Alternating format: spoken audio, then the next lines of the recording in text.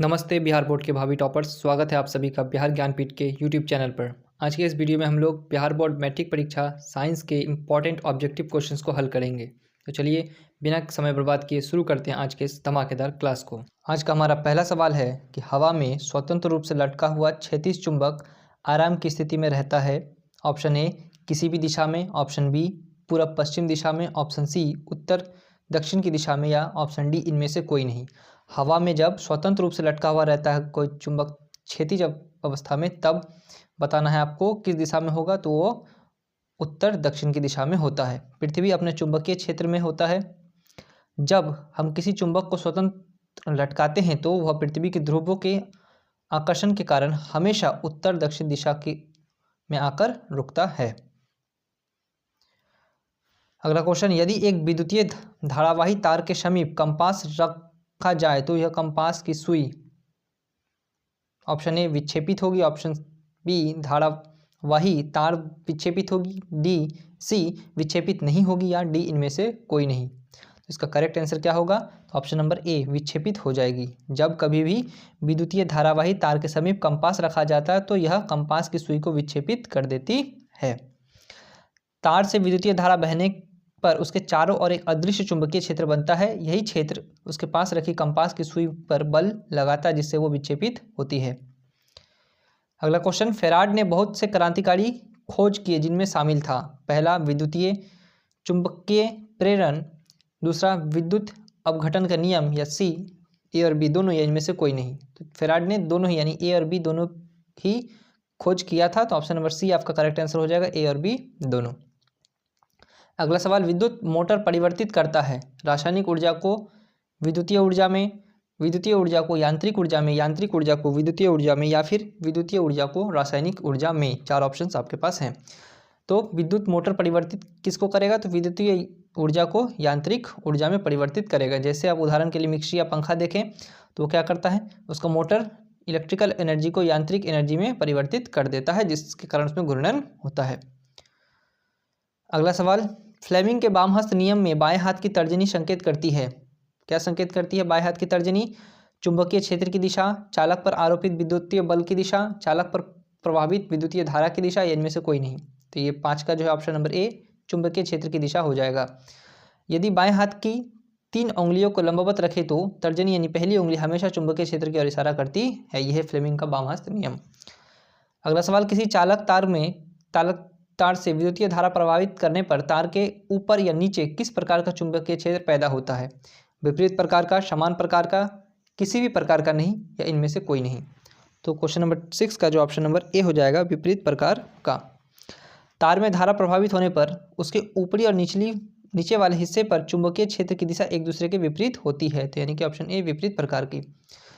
जल विद्युतीय ऊर्जा किस प्रकार की ऊर्जा है? नवीकरणीय, अनवीकरणीय, या इनमें से दोनों, या इनमें से कोई नहीं। तो जल विद्युत ऊर्जा जो है नवीकरणीय ऊर्जा है। कौन सी गैस वैश्विक ऊष्मनन के लिए उत्तरदायी है, यानी कि ग्लोबल वार्मिंग के लिए कौन सा गैस उत्तरदायी है? तो कार्बन डाइऑक्साइड यानी कि CO2। कौन सा गैस? CO2 carbon dioxide. वातावरण में कार्बन डाइऑक्साइड की अधिकता सूरज की गर्मी को सोख लेती है जिससे पृथ्वी का तापमान बढ़ जाता है। पित्त रस स्रावित होता है मुख गुहा से, यकृत से, छोटी आंत से, या पेट अमाशय से? तो पित्त रस जो है ये होता है यकृत यानी कि लीवर से। और हमारे शरीर की सबसे बड़ी ग्रंथि यकृत लीवर है, और ये वसा को गलाने में हमारा मदद भी करता है। ठीक है। क्षुद्रांत में स्थित रसांकु का क्या कार्य है? क्षुद्रांत में स्थित रसांकु का क्या कार्य है? अवशोषण अवरुद्ध करना, अवशोषण का सतही क्षेत्रफल घटाना, अवशोषण का सतही क्षेत्रफल बढ़ाना, या इनमें से कोई नहीं। तो इसका काम जो है ये छोटी आंत में उंगलियों जैसी रचनाएं होती है। ठीक है। और इसका काम जो सतह का क्षेत्रफल बढ़ाना होता है। अवशोषण के दौरान ये क्या करता है? सतही क्षेत्रफल को बढ़ा देता है। ऑप्शन नंबर सी हो जाएगा करेक्ट आंसर। मुख गुहा का पिछला भाग क्या कहलाता है? ग्रसनली, ग्रसनी, ग्रहणी, या अग्राशय? तो मुख गुहा का पिछला भाग जो है ग्रसनी कहलाता है। मुख के अंदर वह पिछला हिस्सा जहाँ से भोजन ग्रासनली और हवा श्वास नली में जाती है उसी को हम लोग कहते हैं ग्रसनी। ठीक है। ये ऑप्शन नंबर बी हो जाएगा करेक्ट आंसर। अगला सवाल, बाहरी वातावरण में ऑक्सीजन, कोशिका में ऑक्सीजन का स्थानांतरण और कार्बन डाइऑक्साइड का हटाना कहलाता है? 4 ऑप्शन है। क्या कह रहा है? बाहरी वातावरण में कोशिका में ऑक्सीजन का स्थानांतरण और कार्बन डाइऑक्साइड का घटाना कहलाता है स्वशासन, स्वशासन, अंतः श्वसन या इनमें से कोई नहीं। तो ऑप्शन नंबर ए इसका करेक्ट आंसर हो जाएगा। क्वेश्चन नंबर 13, प्रकाश संश्लेषण में ऑक्सीजन का मूल स्रोत है। प्रकाश संश्लेषण में ऑक्सीजन का मूल स्रोत क्या होता है? पर्णहरित, क्लोरोफिल, CO2, कार्बन डाइऑक्साइड, जल H2O या फिर सौर्य ऊर्जा सनलाइट। तो प्रकाश संश्लेषण में ऑक्सीजन का जो स्रोत होता है वो होता है जल यानी कि H2O। प्रकाश संश्लेषण में जो ऑक्सीजन बाहर निकलते हैं वो पौधे द्वारा सूखे गए जल यानी H2O के टूटने से प्राप्त होता है।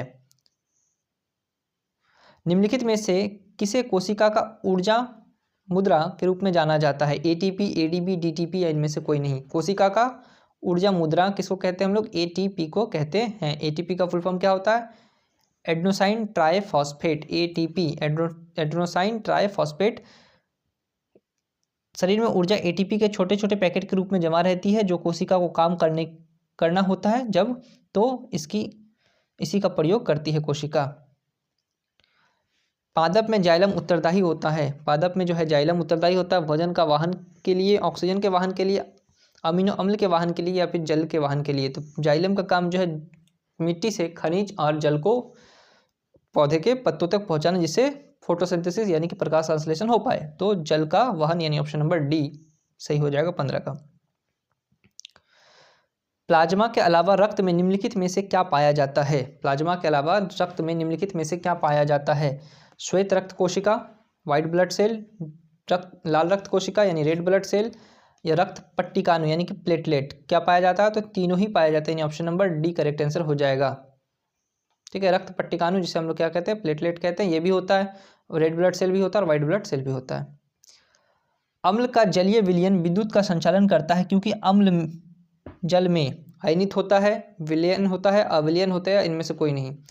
तो विद्युत का जो है ये क्या करता है? संचालन करता है। क्यों? क्योंकि ये आयनित होता है जल में अम्ल। अगला सवाल, निम्नलिखित में से कौन गंधीय सूचक नहीं है? लौंग का तेल, वेनिला, शकरकंद या इनमें से सभी।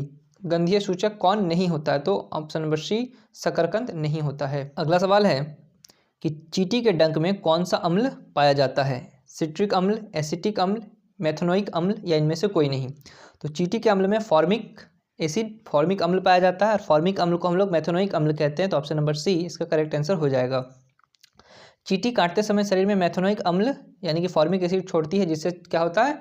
उस जगह पे जलन होने लगता है। निम्नलिखित में से किसको जल में डुबाकर रखते हैं? श्वेत फास्फोरस यानी व्हाइट फास्फोरस को, लाल फास्फोरस को, आयोडीन को या फिर गंधक को।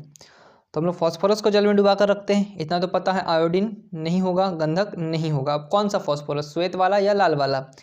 तो आप लाल फास्फोरस अपने जो है माचिस देखा सलाई उसमें रहता है, तो आप माचिस को तो जल में नहीं रखते हो ना डालकर, तो रखते हो किसे? श्वेत फास्फोरस यानी कि व्हाइट फास्फोरस को। यह हवा के संपर्क में आते ही जलने लगता है, इसलिए इसे बचाने के लिए पानी में डुबाकर रखते हैं। अयस्क में अशुद्धि के रूप में उपस्थित पदार्थ क्या कहलाता है? धातुमल, आधात्री या गैंग, खनिज या इनमें से कोई नहीं। अयस्क में जो अशुद्धि होता है उसे हम लोग आधात्री यानी कि गैंग कहते हैं।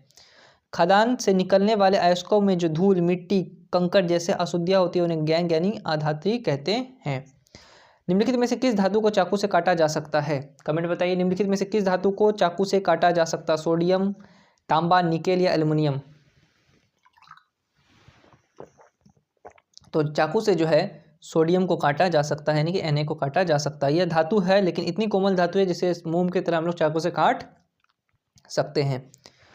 सोने में कौन सी धातु मिलाकर मिश्र धातु तैयार की जाती है? सोना जो है प्योर सोना बहुत ही सॉफ्ट होता है, उससे कोई भी ऑर्नामेंट बनाया नहीं जा सकता, इसलिए उसमें इम्प्योरिटीज मिलाया जाता है। तो क्या मिलाया जाता है? लोहा, तांबा, जस्ता या चांदी। तो सोने में जो है तांबा यानी Cu मिलाया जाता है। ठीक है। सिलिकॉन है एक अधातु, धातु, मिश्रित धातु या फिर उपधातु। सिलिकॉन क्या है बताना है? धातु, अधातु, उपधातु या फिर मिश्रित धातु या फिर उपधातु। तो ऑप्शन नंबर डी उपधातु। सिलिकॉन क्या है? एक उपधातु है। धातु और अधातु दोनों ही गुण पाए जाते हैं, इसलिए इसे मेटोलाइट यानी उपधातु हम लोग कहते हैं सिलिकॉन को। दोहरा परिसंचरण नहीं पाया जाता है। दोहरा परिसंचरण किसमें नहीं होता है? तो मछली में नहीं होता है दोहरा परिसंचरण। क्यों नहीं होता है? क्योंकि मछली के हृदय केवल एक बार रक्त आता है, इसलिए इसमें दोहरा परिसंचरण नहीं होता है। यूरिया रक्त में कहाँ से प्रवेश करता है? तो यूरिया जो है रक्त में यकृत यानी लीवर से प्रवेश करता है। ग्लूकोज का पुनर्अवशोषण कहाँ होता है? ग्लूकोज का पुनर्अवशोषण कहाँ होता है? पीसीटी में, डीसीटी में, हेलेन लूप में या फिर इनमें से सभी में? तो ग्लूकोज का पुनर्अवशोषण जो है वो पीसीटी में होता है। किडनी के नेफ्रॉन यानी कि फिल्टर में जो है पीसीटी वाले हिस्से में ग्लूकोज को सोख लिया जाता है, जिससे कि वो पेशाब के रास्ते बाहर नहीं निकल सके। मानव शरीर की सबसे बड़ी ग्रंथि कौन सी होती है? अग्नाशय, यकृत, लार ग्रंथि या एंड्रेनील? कौन सा ग्रंथि होता है मानव शरीर का सबसे बड़ा ग्रंथि? तो यकृत यानी कि लीवर होता है। लीवर से देखिए हम लोग 3 क्वेश्चन अभी तक कर चुके हैं। पौधे में प्रकाश संश्लेषण का स्थान कौन सा होता है? माइटोकॉन्ड्रिया, क्लोरोप्लास्ट, ल्यूकोप्लास्ट, इनमें से कोई भी नहीं। पौधे में कहाँ पर होता है? तो क्लोरोप्लास्ट में होता है, क्योंकि वहाँ पर क्लोरोफिल होता है। आयोडीन की कमी से कौन सा रोग होता है?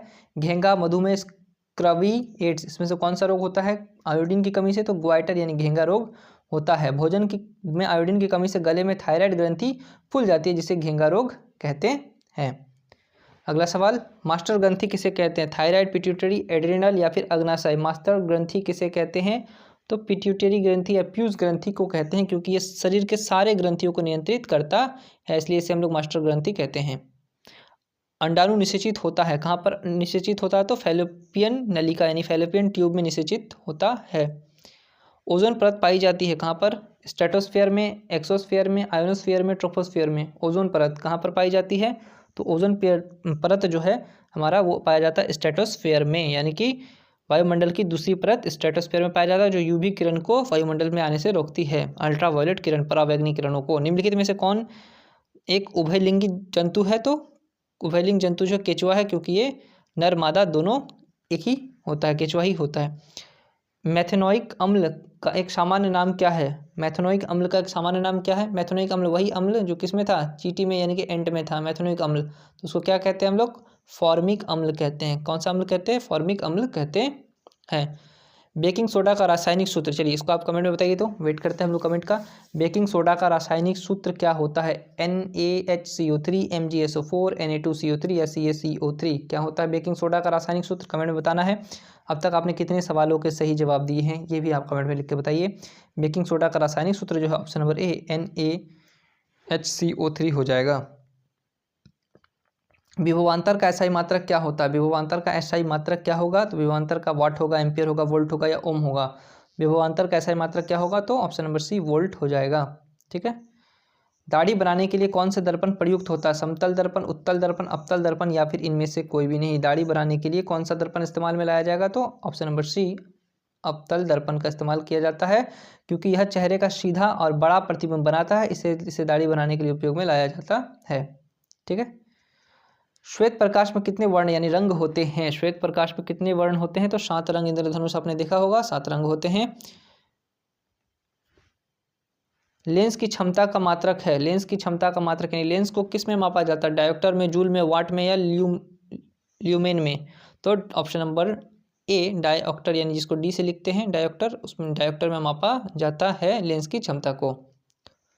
तो ये हमारा पार्ट 1 साइंस का आज खत्म हुआ। उम्मीद है आपको ये समझ में अच्छे से आ गया होगा। 40 के 40 सवाल। अगर कोई डाउट रह गया तो कमेंट करके पूछ सकते हैं। एसएसटी का भी प्लेलिस्ट बना हुआ है, एसएसटी के भी इंपॉर्टेंट क्लासेस हमने 3 क्लासेस लिया है। क्लासेस का शेड्यूल भी दिया गया पोस्ट में, तो आप वहाँ से भी देख सकते हैं।